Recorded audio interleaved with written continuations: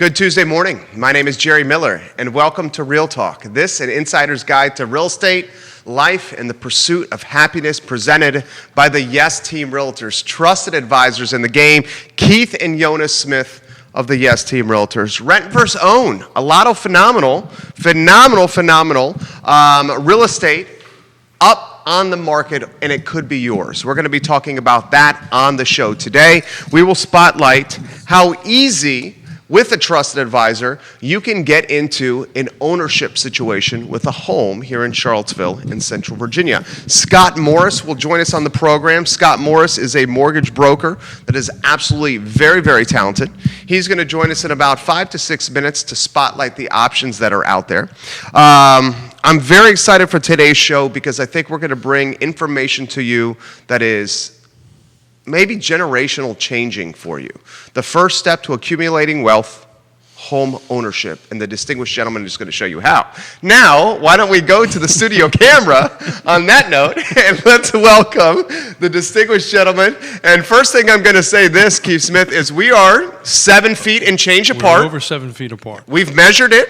We did. Okay, so on certainly practicing safe social distancing here. There you go. My friend, the show is yours. Good morning. Yeah, so the reason my No one saw. Nobody saw. No one saw. He ran the cameras very well. Yeah, so, but we must disclose. So I actually broke the mic and it fell down. He took the mic off the stand right during the show. I touched the mic and it fell down. Live programming at its finest. And then Judah, being the superhero is, saved the day. Saved the day and got it fixed. But you'll love this as a Marine. He kept the camera on the one shot for me, went around this camera, so no one saw him positioning the mic. So well done, Judah Wickower.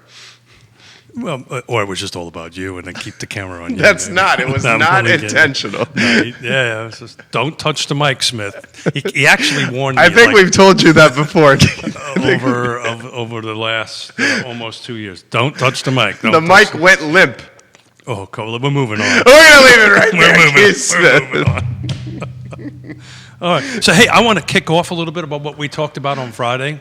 Kind of just rally back up around that. It's a really super program that I'm very proud to be part of with the Thomas Jefferson Planning District Commission and the Regional Housing Partnership.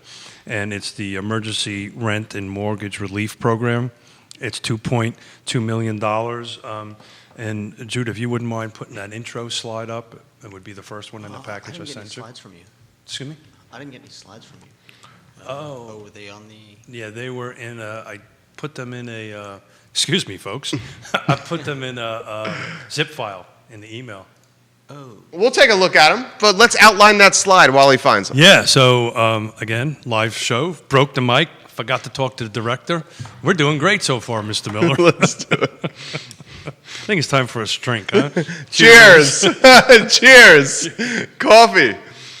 So on Friday, it was a phenomenal $2.2 million. Yeah. Mm-hmm. Able for people to wage the gap or close the gap if they're behind on rent or mortgage. Correct, yeah. So the way this works, if you live in Albemarle County, you call the United Way, and once Jerry continues to be continues to be a superhero and gets us light up. City of Charlottesville, if you live in the city, it's also United Way. Fulvana, Greene, and Louisa, you call MACA, and we'll put the numbers up. And Nelson County, it's in Nelson County, there's a direct line for that to go in that. So the requirements is you have to have a valid lease in your name, right? You have to experience some sort of loss of income from the pandemic. I can speak English. Pandemic. Thank you. Yeah. Maybe I should put whiskey in there. And you're okay up to 150% of fair market value. And you can't make any more than 80% of area median income. The bottom line is if you have lost your job or you have not remained the same hours, you're working at a restaurant of some sort or bartending or whatever, you can apply to this and the money goes directly to your tenant or your mortgagee, and you do not, it's actually a grant, it's free money. So we're excited about it. So Judah, I apologize on that. Are you feverishly working? Yeah, I've almost got the. Yeah. Okay, good. So I apologize to you, Judah. That was my fault. I should have made it clear that it was in the. in No the problem zip at all. file. No problem at all. So money available, guys, 2.2 million. Okay, fantastic. Get that slide up on screen. Fantastic work, Judah Wickower. 2.2 million, it's on screen now. Thank you. Some details there. If you guys are behind on your mortgage, if you guys are behind on your rent, you got some money here locally that can help you in a pinch.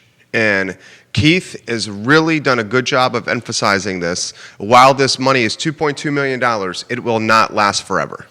No, I think Chip was estimating 6 to 8 weeks. I think it's much less than that. Yeah. And here's the other thing to be important. You can't apply for it until the 15th of July.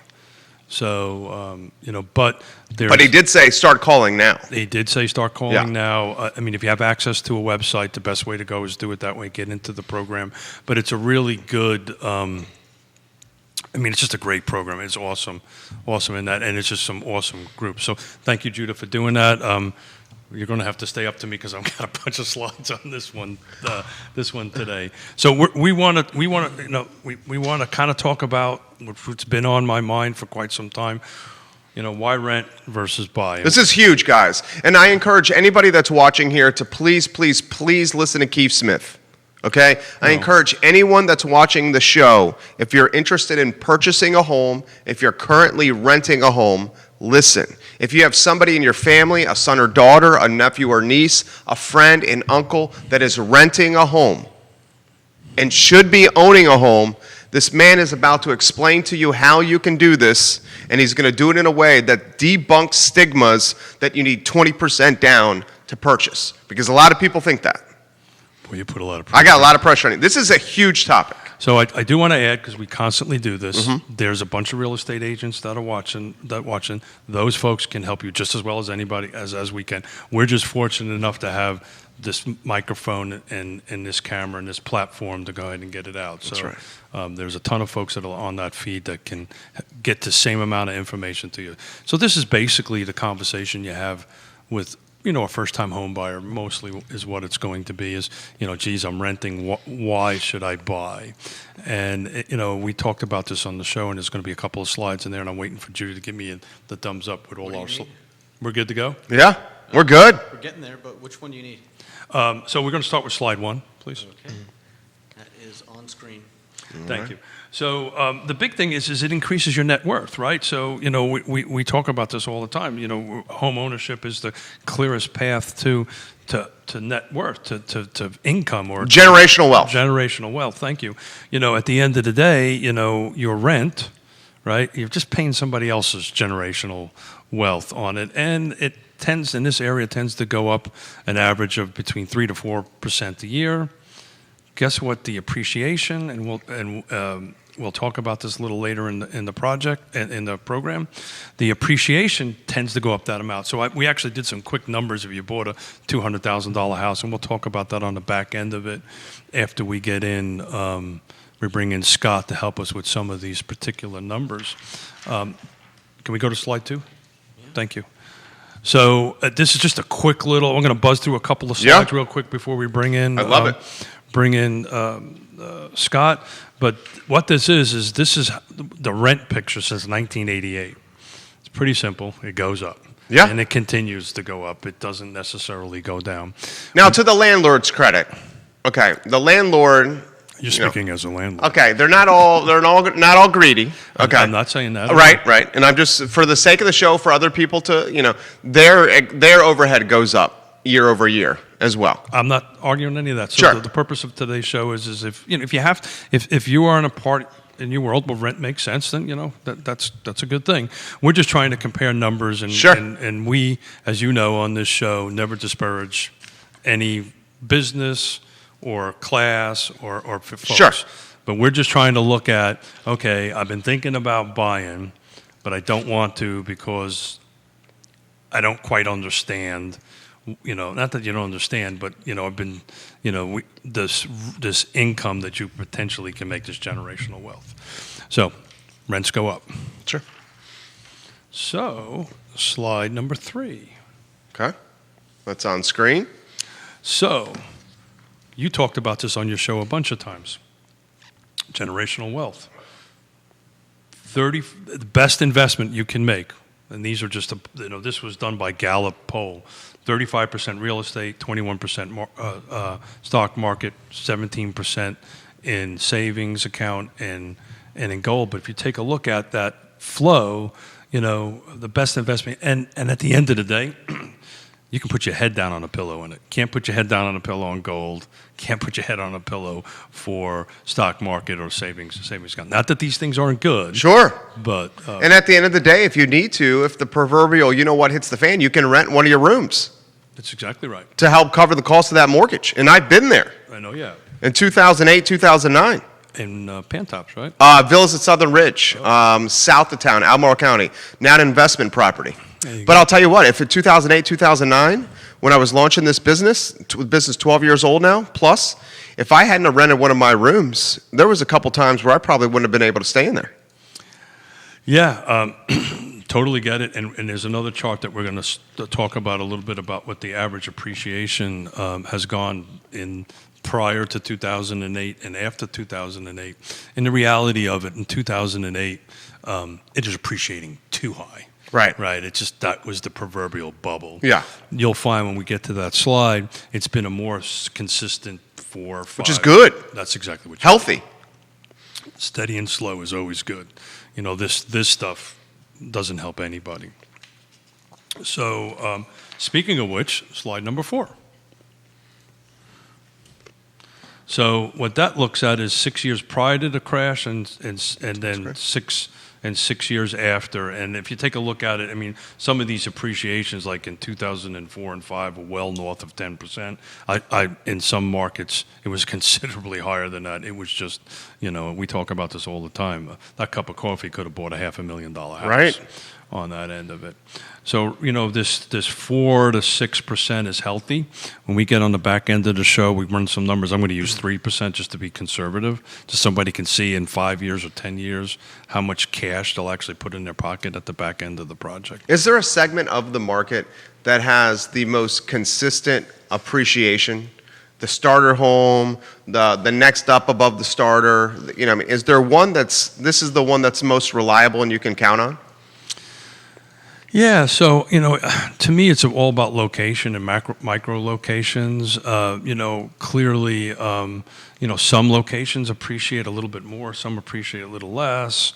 It really depends on where you're at in your life. And, I would say at this point, globally, within our region, the appreciation is pretty steady across the board, has been pretty steady across the board. That does not mean that there's a micro location that doesn't appreciate that well. Doesn't also mean that there's other markets that appreciate more. Location is everything. We talk about this all the time. Location on that. So I think we are ready to call in Scott, because I really want to get into what the average rent is for each. So what I broke down on some slides is for every within the jurisdiction, Charlottesville, Albemarle, Nelson, Green, and Fluvanna. If you were renting, right, what would that look like? So, but I wanted to bring in Scott because, I know this on a basic level, but I really needed an expert in here to do that. So Scott Morse is on the line. Judah, give me the thumbs up to welcome Scott to the show. And Scott, we're live for quite a few people here on Real Talk, presented by the Yes Team Realtors and Interstate Pest and Service Companies. Scott, I'm getting the green light. So the first question I'm going to ask of you is personally a reintroduction of yourself and your family and what you're all about. And then I'll pass you over to Keith for some shop talk. So first, Scott, what you're all about, family, what's important to you, passions, hobbies, and interests. Jerry, good morning. Keith, thank you guys for having me on. I got father, 2 little kids, got another one in like 3 weeks on the way. I do all sorts of stuff for a small farm, raise a bunch of chickens. We're getting ready to maybe do alpacas, stuff like that. Help as many first-time home buyers as possible, that sort of thing. Alpacas now, huh? That's the talk of. Well, you have to explain what your wife does for a living. My wife puts braces. I think we're losing you, buddy. I'm losing him a little bit. How's the audio over there? Are you losing him as well? It was good until we started to lose him. Okay, can you hear him now? See if Can we you can hear get me? him talking. Can you hear me, Scott? You guys are coming in clear. Is Got it. Just me? Yeah, it looks like you were breaking up there, but it might be fine. It might be the connection between your earbuds and the thing. But we'll dive into this end of it. So I think we lost. What does your wife do for a living? She's an orthodontist. She puts braces on faces. Braces on faces. Braces on faces. That's That's a right. good tagline right there. I like it. That's a tagline. Braces on faces. Look at this, huh? So Yeah. you haven't been in here, but we've got all kinds of neat technology. So we actually have this big screen over to the left here that I can see you in the middle and Jerry in the split screen. And The clients, the advertising. look at that, man. We getting better, Keith. You know, you guys never cease to amaze me. Okay, Judah never ceases to amaze me. So look, what we wanted to talk a little bit about here, we got a bunch of slides to go in there.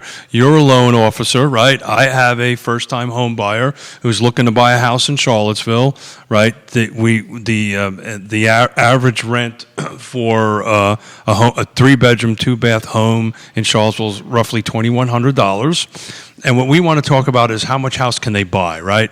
You know, how much for that amount a month, right? That dollar per month, how much house they can buy. And then we'll talk a little bit about what's available on the market. So we'll start with Charlottesville, which is slide number 5. And I'll get out of the way and let you do your magic. Tell me how this works. Gotcha. Can I see the slide? Where are we? No, you cannot see the You slide. cannot see the slide. cannot see the slide. We have to. This is all magic. Don't Yeah. you know that? Yeah. So what we're talking about here, and it's worked off of the spreadsheet that you gave me. It's $2,100. So with the FHA loan, and you can kind of get into this a little bit, with a down payment of 3.5%. Right, at a 3.5% interest rate, your principal, interest, taxes, and insurance will be $204. So if you were to buy a $335,000 house with an FHA loan with 3.5% down, your mortgage payment would be $2,004. So that is $100 plus or minus less than what the rent is. And then on a conventional loan, you can buy a little bit more house because of the way it's structured, but your payment, your down payment's at 5%. You can afford a $348,000 home. Correct. Now, and in that I sent you, one of the things I didn't account for, because depending on the area and income, there's also a product for a 3% conventional program for home ready. Some people can actually income out of it. So if you make too much money, the government takes away the incentive to give you the advantage of that low down payment. USDA, I think it's something that I've got in one of those. I'm not sure where we are on the slide. That has the same kind of setup. They want you making enough money to be able to be inside of the program, but if you make too much, they take the advantage of getting the zero down away as well. So I broke this down into each jurisdiction. So USDA, which I really want to spend a little bit of time on, we'll talk about in green and some of the other things. But if I have a client that wanted to buy a house, and I guess what we're trying to wrap our brain around, or what I'm trying to explain here, you know, if you can find a $348,000 house in Charlottesville, right, at a 5% down payment, you know, basically you're around a $2,000 a month payment versus about a $2,100. So that's the whole premise of what we're trying to talk about here, is that if you are renting, you're not gaining any money. And we're going to talk a little bit later in the show about, you know, how you can generate this generational wealth. So Right. I mean, if you take into account that you are paying your landlord a mortgage payment, why are you not out there? You know, let's take advantage of these low rates. Let's see what your options are in order to make that mortgage payment yourself instead of for someone else. Let me throw this question to Scott. This is the question I want to throw to you. You got a lot of folks watching, Scott. Someone is renting a home, has never purchased a home in their life. They want to own now. They're not sure how they do it, why they do it, the steps they do.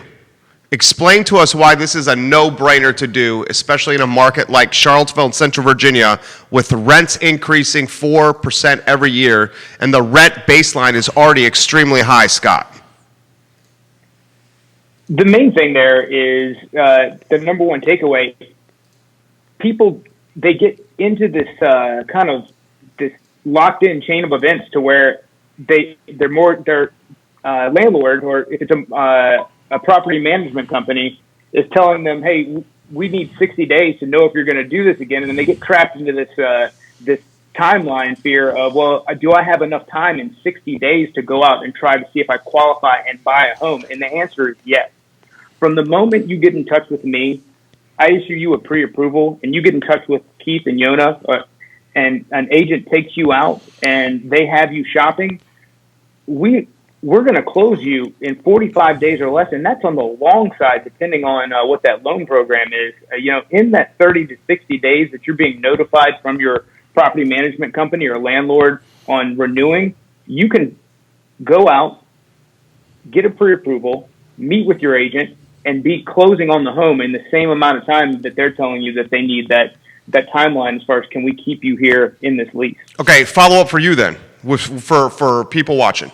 So 60 days, a little touch and go. Scott's saying the money can be there. How about you as a trusted advisor? Someone's approaching the 60-day where they have to notify the landlord that they want to get out. How do they go about finding a home? Should they be contacting you before the 60 days? Oh, Keith? absolutely. Okay. Yeah, absolutely. That's where I want to go down.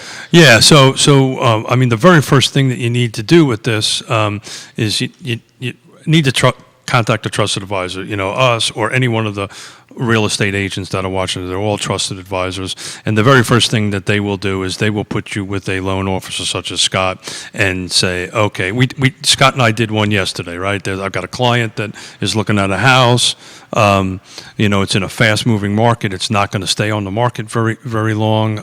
It's at a very competitive price point on it. And, I said, look, you need to contact Scott at 9 o'clock at night, which is what he did. And we will get a pre-qual letter. And that's the first thing you want to do. You want to find out how much I can afford, right?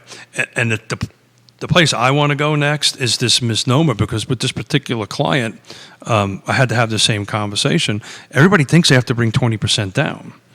And that is simply, I can't remember the last time I did a 20% down deal. I'm sure other folks have that's on the feed.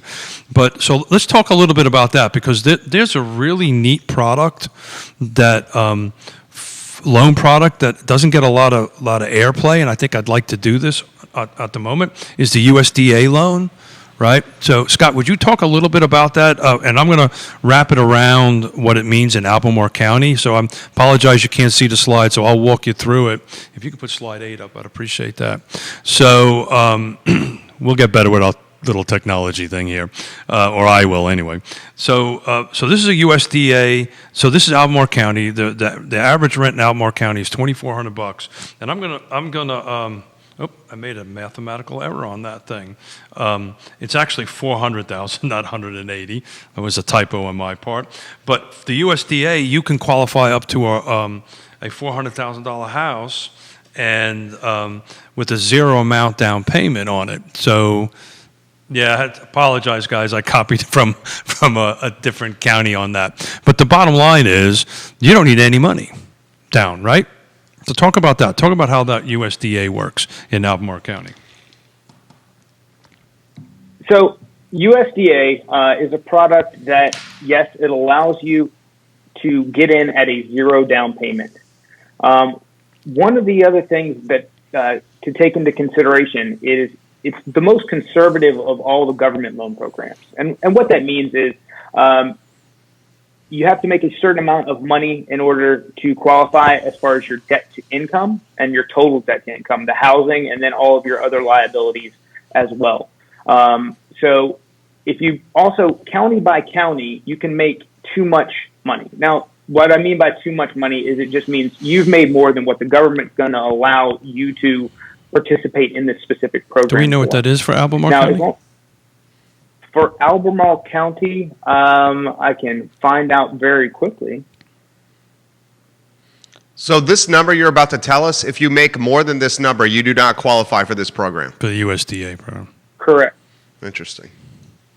Each jurisdiction is a little bit different. Flavanna's a little bit less, and I apologize on the 180. I copied the Nelson County number. Yeah, is it tied to cost of living? It's tied to cost of inventory or cost of living? Believe living. Okay. Cost of cost of living, it's similar to what the area median income is, but they're again, USDA is slightly more. We don't have to waste the time, than Scott. I just thought you had the numbers on the tip of your fingers. Gotcha. But I think it's important for folks to understand that, because if they want to go and look at a $400,000 house in Alamar County and they make too much money, they will not be qualified. But the important thing here is they reach out to a trusted advisor, a loan officer such as yourself, that you can do a better job than I did and make sure you had the right numbers in there on it. But I think it's just important. I can't tell you how many conversations I have with folks, particularly first-time home buyers. I don't have 20%. Yeah. And I keep on saying, you don't need it. Well, that's because, you know why that is? As millennials and younger, our parents have driven this into us. That's exactly right. Our entire lives. That's exactly right. And it's a complete change of thinking from what we've heard. I'm sure you probably drove that into your daughter's minds as parents at one time. I just told them, don't look for me to have 20%. It's really wedding, down payment. Wedding, down payment. I know. A wedding is a down payment on a home. Well, it depends on where you live. Right. Our youngest daughter's in Seattle. That would not. Right. It would have to be a pretty expensive wedding to handle that. Did you get that number, Scott? It's $119,000. So that's so $119K in Albemarle County. So that's a family, or is that an individual, Scott? That is an individual. Okay. Family is going to run a little bit higher, and there's some discounts that apply as far as if you've got kids. It really is on an individual case. So an individual in Albemarle County making $118,999 on their 2019 tax return can qualify for this no money down loan that you're talking about. Up to $400,000. Correct. I mean, good night. Ladies and gentlemen, if you're watching this program right now, I mean, Judah right here is like tickling his mustache. He's like, who makes that much in Albemarle? okay, that's the wrong statement. The right statement is, think about this opportunity that people don't know about. It's not that people that clearly. Yeah, okay. Clearly. Okay, don't say what you're going to say now, because you're about to get me in hot water here. I'm finishing your sentences over here for you, Smith. The right one is the opportunity, right? Is it not the opportunity?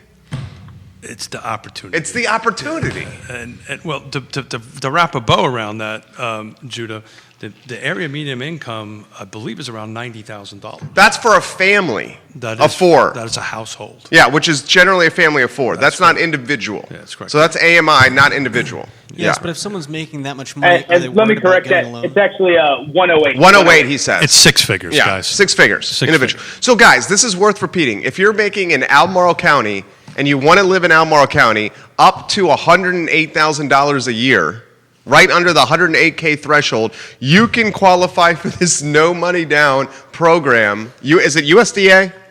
USDA, yeah. Up to 400K, Scott Morris? I believe Yeah. so. That's Good correct. night. So we'll pivot to a different jurisdiction, Fluvanna County, Lake Monticello. We've been talking about that quite a bit.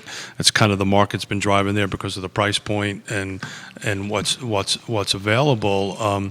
But it's very interesting, and Scott, you can confirm this. USDA is applicable in Lake Monticello, so you would think Lake Monticello, 4,200 homes, central water, central sewer. It's kind of a city in itself. Oh, yeah. But because it's in Fluvanna County, it qualifies for USDA loans. And, I got these numbers right. Can you put slide 9 up, please? What's the highest price tag at Lake Monticello? Highest price on the lake? 6 or 700,000. Okay, so the most expensive home in Lake Monticello, Which slide? It would be 9. slide 9. Would be the Fluvanna County one. The most expensive home at Lake Monticello is between $600,000 and $700,000. Correct. But the average price Is range what, 2 to 3? It's 2 to 3, yeah, something Okay. like that. A little bit more than that. But if you do the USDA loan, right, with 0% down, you can buy a $245,000 house, and the median rent in there is $1,576, and it's going up. Right. It's going up everywhere. This is a no-brainer. This is, God, Charlottesville, Virginia. Watch this show. If you're renting, listen to what these people are telling you. But here's an interesting statistic, right? So we just said Fluvanna County, $1,576 is your medium rent. USDA alone is zero. There's still the FHA and the conventional at 3.5% down and 5%, but $245,000 is a 14, 18 month mortgage payment, principal and interest. That's lower than the rent. So as of this morning, between $0 and $245,000 at Lake Monticello, there's 11 units for sale. The median list price is $190. So that's much more common as far as what really fits that USDA bill is that price point between, say, $180,000 and $280,000. Yeah, because it's a starter home. So we don't have the math to support this, and I don't want to do this to Scott too quickly, but if we end up buying a $200,000 house, right, at 0% down at 3.5%, you're substantially below the $1,576. And we did the math on a $245,000 house, but right now, as we sit here between 0 and 245, and it's 3 bedrooms, 2 baths, detached. There's 11 units, and the median price is $190. Okay, so this is so many different factors of why you're saying the micro market that is Lake Monticello is going to absolutely freaking explode. Well, you have good, fair prices. Yeah. You have a phenomenal proximity to Charlottesville, epicenter of employment. Sure. And you have opportunities like this Sure. where it makes purchasing less the debt service than carrying a lease. Well, so Green's another one which we talk about quite often. 150,000 to 265 because there's a little bit more of a swath of price points. There is 6 units for sale, and the median sales price is again $195. That's for a 3-bedroom, 1.5 bath detached unit. So we didn't do the math at that $200,000, but at the end of the day, I suspect, and I don't know if Scott can do this quickly in his head, it's probably around the $1,200 range. Right, your principal, interest, taxes, and I think at Lake Monticello you have to add in the HOA. HOA. What's your HOA like? $65? $80 a month. Okay. Right. 210 Lake Monticello. Let's use 3.25% as an interest rate with the HOA. You're $1,325 a month. Oh my goodness gracious! And you just told me that the rent for the same property, if you wanted to rent in the same community, was between $1,500 and $1,600. So you're on the plus side of $300 on day one. On day one. Not only on your plus side, you're probably saving 2 C notes a month. Close to 2 C notes a month right there. Is that fair?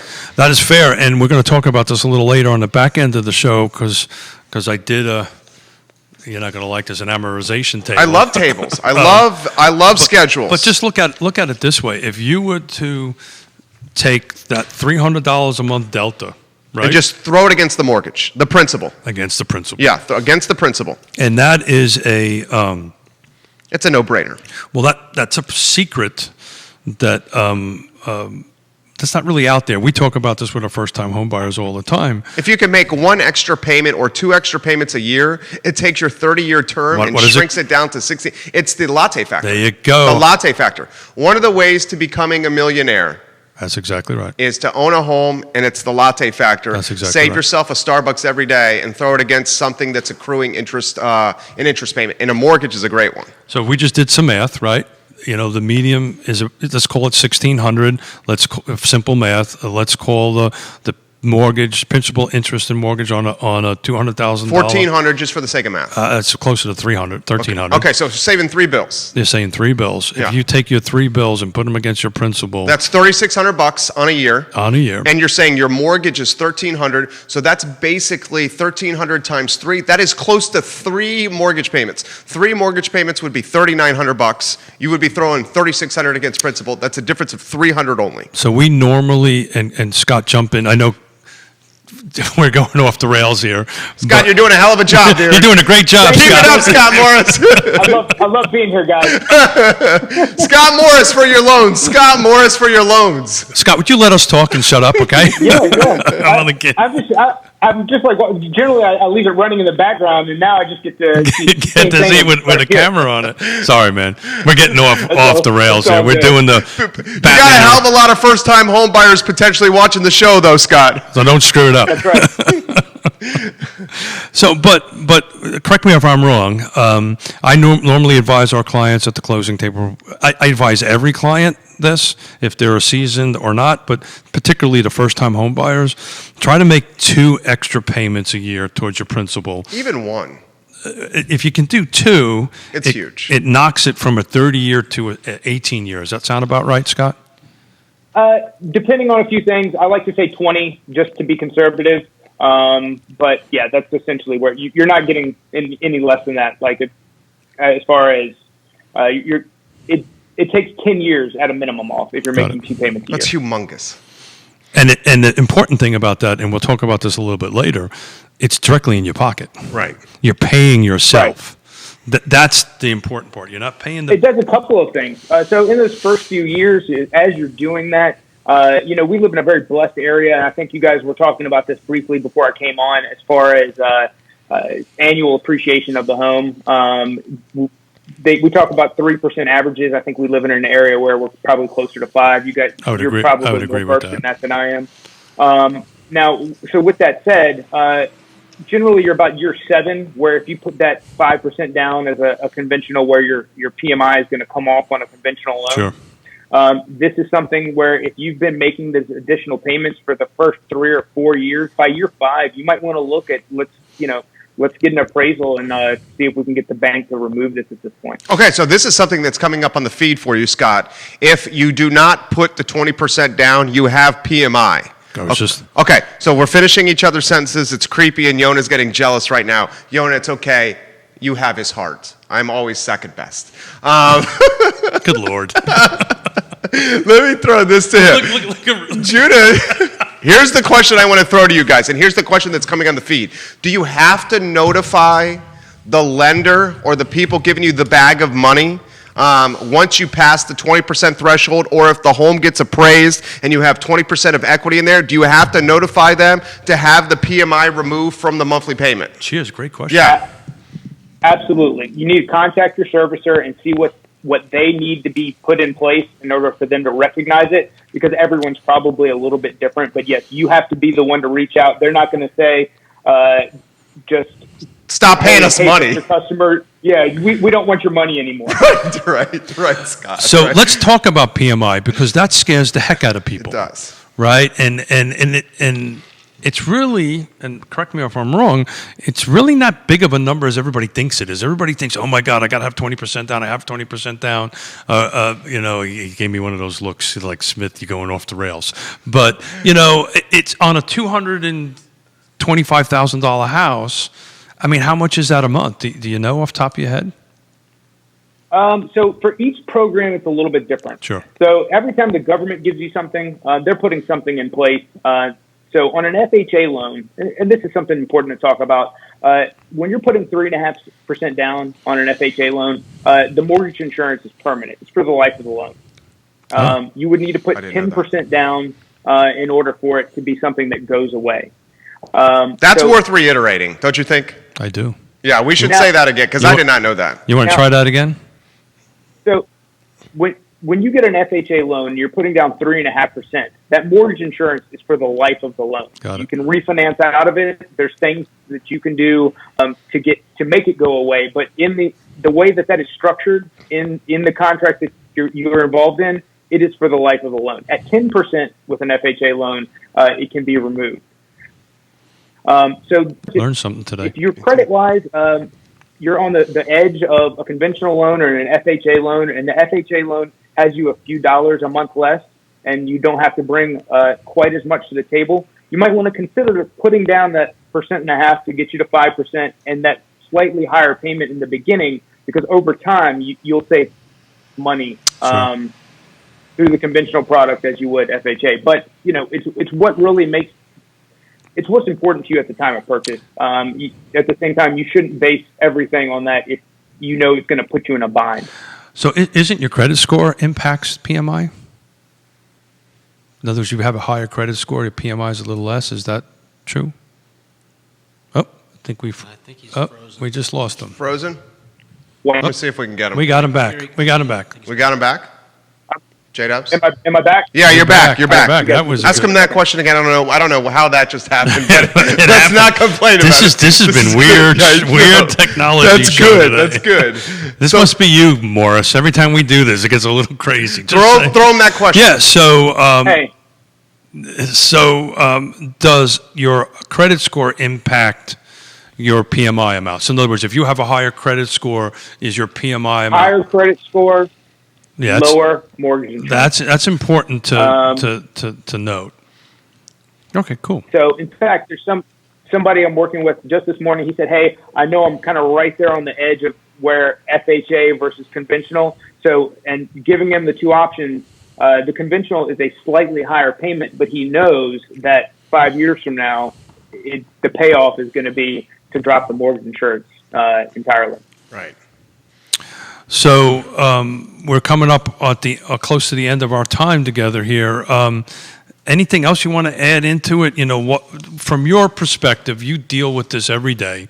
You talk to first-time homebuyers every day. If I'm walking into you, I'm a first-time homebuyer. I'm having a conversation with you, and I'm saying, "Geez, I'm living in Lake Monticello, and I'm paying $1,600 a month. This crazy guy Smith is telling me that I can buy a house and pay less."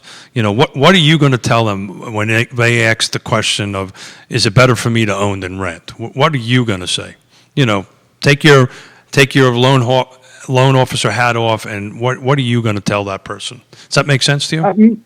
Absolutely. So my first questions are going to be, let's talk about what your goals are. Are you planning on being in the area for a while? Got it. You know, or do you have a family? Do you plan on having a family? Am I still with you? Yeah, you're still All right. there. You're still there. Cool. What are your goals as far as if this is the area for you and you plan on being here, let's trams that suits you. I want to show you all the options and say, do you feel that this is better for your situation than continuing to pay a landlord?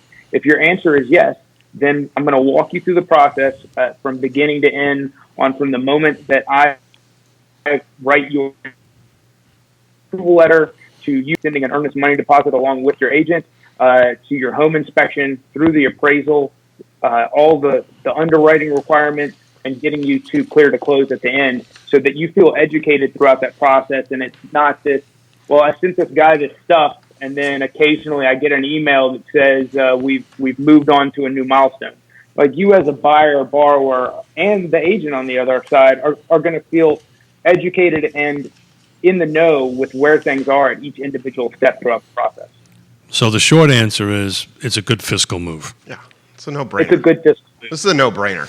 So, Scott, thank you. I apologize for the technical difficulties. Oh, it was great. Scott, you crushed it, man. A lot of people watching too, Scott. Thanks, guys. See you later, buddy. Thanks, man. Yeah. All right. Good stuff from Scott Morris right there. Dot the I's and cross the T's. What you found out there? Well, you know, I found out about the FHA loan. So that's something I've been That doing. was huge. I've been doing this forever, and I probably should have known that, so I didn't. So thank you, Scott, for sharing I that didn't know with that. me. I've been doing this You not know- as long as you, but I didn't know that. Yeah, so, you know, the reality of it is, and we're actually going to talk about next some of the emotional portions of being a homeowner, right? So we've been spending a lot of time about money, right? You know, hey, you know, so there are non-tangible, you know, as far as actual money and revenue to come in that I want to talk a little bit about. So, Well, how about the feeling of, like, accomplishment? so When you wake up in the morning, yeah. you go out, you cut your grass, you do some weeding in the garden, and then you go and look at your house from the curb, you feel good about yourself. So, slide 10, if you don't mind. So the non-fiscal or financial benefits of home ownership, and you went right there because you're not even looking at your slides. So you and I haven't looked at the notes yet. I'm sorry. I know you I'm haven't. sorry. You lied to me. You said you read them. I as will well. read these. I will You read will. these. I learn from you. I really, really do. Miller, the purpose of me sending this stuff to you is so you read them before the show. I know. We were trying to get Scott Morris on the phone. We're going to have a little conversation after this, Mr. Miller. So I send you stuff, you look at it. So non-financial. So we talked about money, right? Money's great and all this kind of great stuff. But, you know, even if you were breaking even, if you can go to slide 11, please. And this is exactly what you were just saying. So this is a survey that was done by Centrix, which is an analytical surveying company. And they went ahead and surveyed all the folks that were buying houses in the last 12 months. 93% said owning the home made them happier. Yeah. Right? Just made them happier. Right? You know, that doesn't mean that everybody's happy, because obviously it's not at 100%, but 93% of the people that own a home, they're happier. They have their own sense of worth. They can have their children there. And then 88, which would be slide 12, 88% of the people that they polled agreed that this was the best decision they ever made. And there's a final slide on that, which is 13, is 79% believe that owning a home changed their life for the better. And I just kind of want, we spent a bunch of time talking about money, but you're a homeowner, right? You rented at one point in time, didn't you own? So how did it make you feel? I mean, it's completely different. It's completely different. And why it's completely different is because you actually own it. You want to take care. And I even took care of the properties when I was a young guy renting them. I mean, we wouldn't destroy them or anything like that. But when you own it, you take care of it. And when you take care of it and you see it looking good because of your hard work, you feel good about yourself. And when you start feeling good about yourself on a lot of different areas, maybe it's your house, maybe it's your relationship, maybe it's your fitness and your exercise, maybe you're feeling good about your job, it's amazing what self-worth and self-confidence does for a person. And even in this world of COVID-19, right, you have your own space.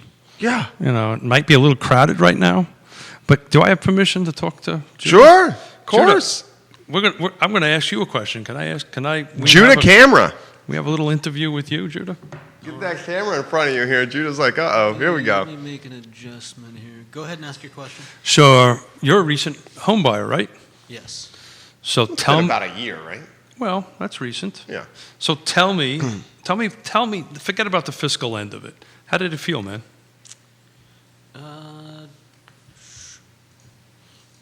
You're still busy.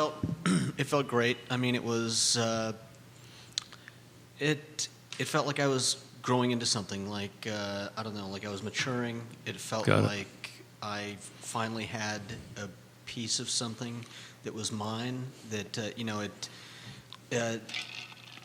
I felt a little bit disappointed that, 10, 11 years of paying rent on this place, nobody said, "Hey, you can." I told you to do that. Yeah, but but I didn't know all the information that you guys. Yeah, got it. That I've been hearing. So you didn't have a trusted advisor to advise you through that. You had him. Right. He's worked with us for 8 years, and for 8 years I've been telling him to do this. But you just hit the nail on the head. So you moved into this house, right? After, you're just like, oh my God, I could have been doing this for 8 more years. But, and I know how much you love your puppy. So you have a beautiful home for your four-legged furry friend, right? Yeah. And he bought his home that he was renting. I didn't have to move in because I bought the place that I was renting. That's smart. Yeah. So didn't have to move. Well, Judah, I think the world of you. Thank you for everything you're doing. I didn't want to put you on the spot, but I put you on the spot anyway. I was looking for somebody to share what the emotional portion of it is, because at the end of the day, it isn't all fiscal, right? It isn't all numbers. Now you're kind of sounding like my wife, my wonderful, beautiful wife who's watching here. Well, it's because she's smart. Well, everywhere she looks in our house, and we've been in the house since March 28th. So it's not like we've been there for so long. Trey kicked a soccer ball there. Trey peed on the carpet over there. Trey ate his cereal with the spoon for the first Trey time. Or Jerry peed on the carpet? He's named after me.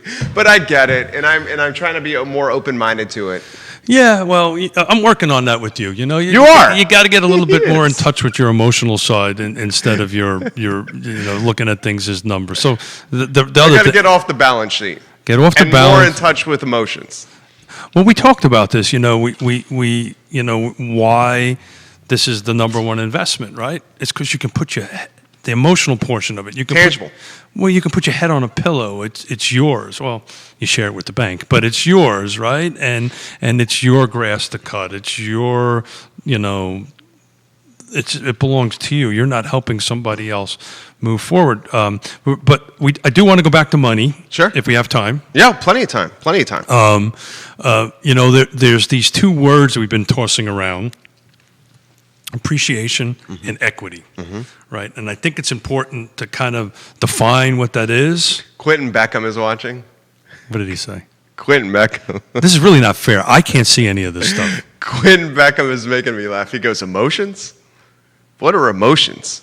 Oh, I'm Googling emotions right now. What are emotions? Oh, Quentin. I know better than that. That is not Quentin, true. that made me laugh, Quentin. That is not true. I know. He's just doing it for the sake of a talk show. He's making a joke. He's making a joke. Quentin is a very sensitive, in touch with his emotions gentleman. I know he is. Thank God he's a good real estate broker, because as a comedian, He's a hell of a writer. That definitely get that. Like, do we have permission to continue? We can. Quentin, Sorry, Quentin. Can we ADD, continue? you have it too. Oh, that's just two guys with ADD. Oh man, there's a whole show right there. Who's worse? Depends on the day. But don't you thrive on organized chaos? Man, I love it. Right? Me too. Like having all the ball, it's like it's adrenaline.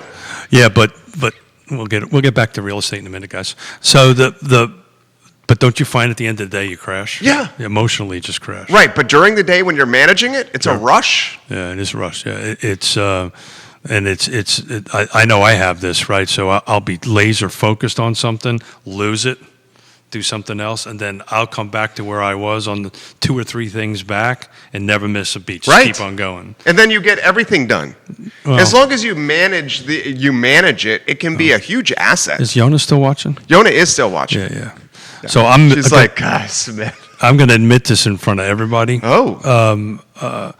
I'll tell everybody I can multitask. You can't. I've seen you multitask. You multitask well. Can I say something? Sure. Sometimes you sell yourself short, and I don't like it. I know that. I don't like it. I know that. Okay.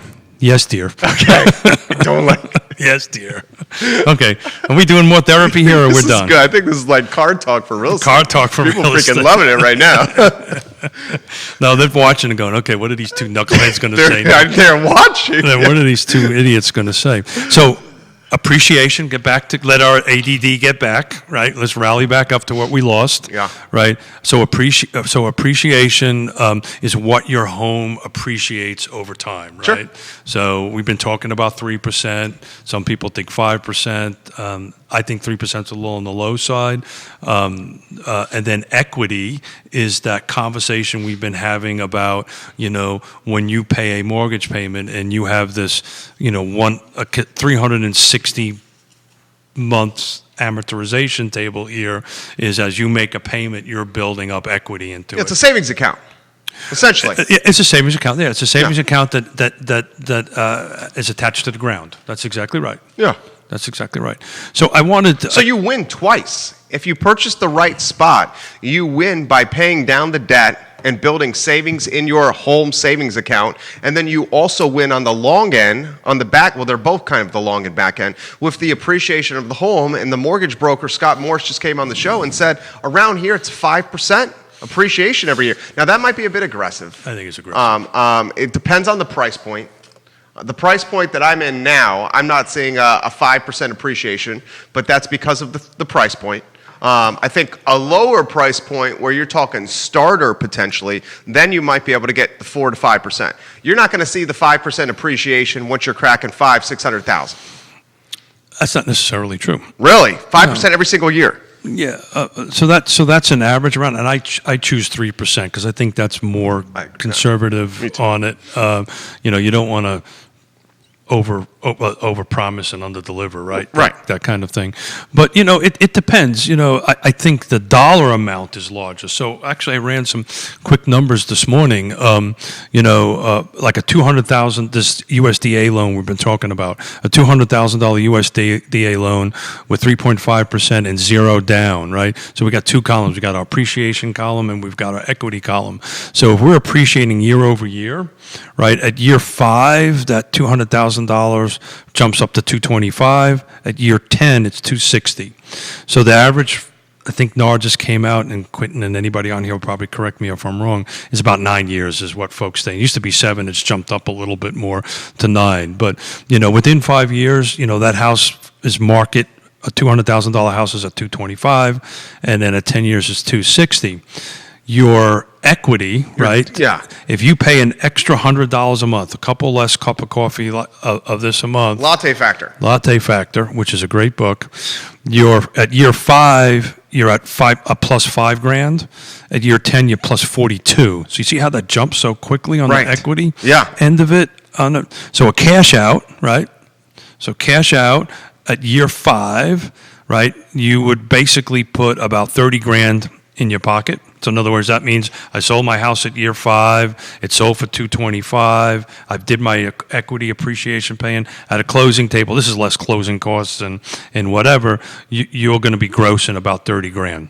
Year 10, same house, same scenario. You gross over 6 figures, about $102,000. So You know what the next show is, though. I mean, you're the executive producer. I'm just along for the ride here. The Really? next show, and You're going to write that down somewhere? Well, this is a very powerful tool here. Is the like-kind exchange. If you do piece out of your property to avoid capital gains exposure, and capital gains exposure, when you're talking about after 5 years or 10 years of selling your property, and if Sure. you sell and you walk away with that chunk of change, Sure. you're going to get popped by Uncle Sam. So the best bet, and I think a really good show, and I don't think a lot of folks even know about this. We're going to talk about that if we got time. The like-kind exchange would be, and the exact language for this, if you guys want to look up to it, is a 1031 exchange. Do It's them all the time. A powerful, tax-efficient way to shift real estate between real estate assets. So I've done it a couple times. Yes, but you've done it on commercial. Yeah, I've done it on commercial. Yeah, so that's more of a common With commercial. with commercial. Well, than- it's more common when it's not primary residence. You know, it's when it's kind of an investment. So you and we. This would be a great thing to bring CJ back on, my CPA, back on to talk about that, or if Quentin wants to chime in on this. On the residential side, very rarely you see a 1031 exchange. Where you would see a 1031 exchange on a residential side of it is, let's say. Well, I'm kind of going through one now, or I have a crossroads of going through it now. So without saying too much. Yeah, give me the background. Okay, without saying too much. Yeah, sure. I have primarily commercial tenants. Sure. One of my residential tenants is looking to do what Judah did and purchase Sure. the property that she's renting from me. Got it. The problem I have, this was the first property I purchased. So it's a good and a bad problem. The situation I'm in is I basically don't know very much on this. Yeah. Well, Okay. I'm about ready to say. Yeah. That's when it's really needed. So we're talking about $190,000. Yeah. Sure. Okay. So if I pull that, You're gonna get sipped. spanked by the tax man. Big time. Alternatively, I can, within a period of time, Yep, roll 90 that days. into another property, That's exactly right. which is kind of where we're at, considering. So the only time, and you're spot on, right? So if you're making, these type of ratios we're talking about right here, in 10 years, if you're going to go sell your house and you're going to net 102,000, most people are going to go buy something else. So you're going to be okay with that. Where you get spanked is if that $260,000 house is all cash. Right. Yeah. So very rarely we do this in a retail environment, right? Not necessarily a commercial environment, but it's very common in commercial. But that's what happened. And then this is part of your conversation you have with your client, blah, blah, blah, blah, blah. And you say, okay, fine. So we have to designate a piece of property in a certain period of time. We got to get it under contract. Have you had a conversation with your CPA? Mr. Miller, have you had a conversation? All the above. Gotcha. The problem I'm having with my 1031 exchange, Justine Montgomery is watching. I think she's watching is she watching from Vermont? No, she's back. Okay. What's up, Justine Montgomery? You have 7 real estate firms watching the show. The problem I'm having with the 1031 exchange is I want to roll it into commercial, and I'm looking for a very hyper-local, hyper-market. So is that money coming out of residential? It's going to go, if I do this, it would go from residential to commercial. Your CPA said you can do that? Yeah. Okay. Yeah, I'm having a difficult time finding There you go. a proper commercial to purchase. There you go. That's the problem. Yeah. So it may force my hand Just buy another residential. where I just keep it and just enjoy the 4.25% appreciation on 4.25% increase on rent every year. Sure. So I don't know. It's a predicament. Why would you? Okay, so what motivate? Are we on there? Yeah, we're on air. Have we? Absolutely. What motivated you to even think this? I got a text message from my tenant saying, "Would you sell me the property?" Got it. So the problem is where you're going to buy. That's exactly right. Yeah. And I don't want to get back into residential investment. Yeah. I love office space because there's no washer, there's no dryer, there's no sink, there's no toilet, no bathtub, no pets. Yeah, sure. They adore the property. They make their money there. Yeah, because you're going to get hit hard if you don't. Hammered. Yeah. That's why I almost can't even do it. And the other problem with the 1031 exchange, as you know, is there's a limited time for the exchange it can happen. So it can't float forever. How much money is we talking about? A couple $100,000? I might have something for you. Okay. Look at this. Are you in the business of making deals? Something like that. Are you in the business of making deals? I got a better answer. Give me the $200,000. I'll take care of it for you. Okay, Smith. What's your idea?